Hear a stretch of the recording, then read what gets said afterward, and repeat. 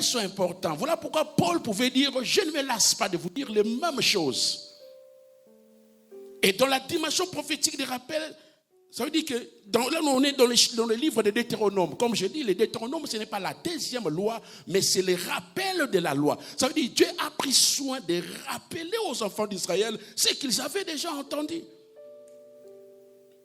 Et hier, quand je méditais la Bible, je viens de finir le livre de Deutéronome, j'ai y découvert une chose importante. J'ai dit, waouh, ça va nous aider dans le message de ces temps-ci. Après avoir rappelé aux enfants d'Israël les différentes promesses, les différents commandements de Dieu, Dieu a dit à Moïse, tu vas écrire un cantique. Moïse a écrit un cantique. Donc Moïse est parmi les psalmistes. Moïse a écrit un cantique. Pourquoi? Parce que dans ce qui concerne les techniques de mémorisation, les chansons font partie de ce qu'on appelle les techniques auditives. Plus tu écoutes une chanson, plus tu vas retenir les paroles de la chanson. Et pour permettre aux enfants d'Israël de bien maîtriser les commandements que Dieu leur avait communiqués, Dieu dit à Moïse, il faut que cela soit sous forme d'une chanson. Vers la fin de sa vie, Moïse devait quitter. Moïse était à 2 doigts de sa mort. Dieu lui dit, écris un cantique, enseigne ces cantiques aux enfants d'Israël.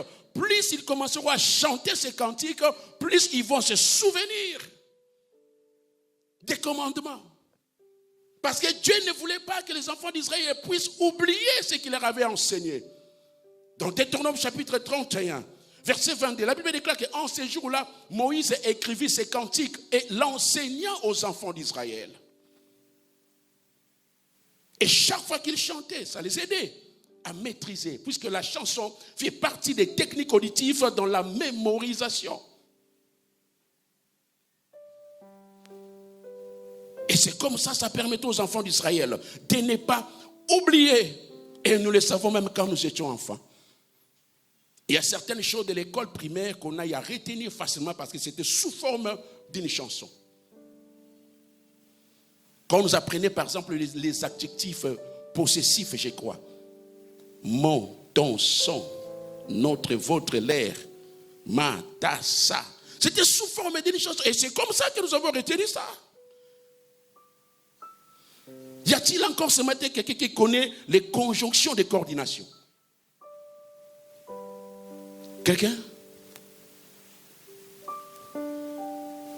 Il y a quelqu'un qui se souvient encore de ça.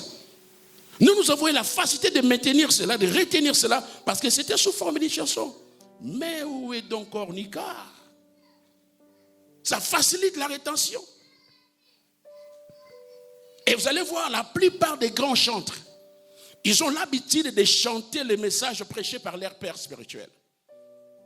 Si vous regardez par exemple les chantres de gospel, je prends par exemple Snatch. La plupart des stations de Snatch, ce sont les messages des pasteurs Oya Kilomé, qu'elle a l'habitude de chanter pour faciliter à l'église de retenir cela, pour que l'église n'oublie pas cela. Tout ça pourquoi? Parce que les rappels sont importants et ça constitue les garde-fous.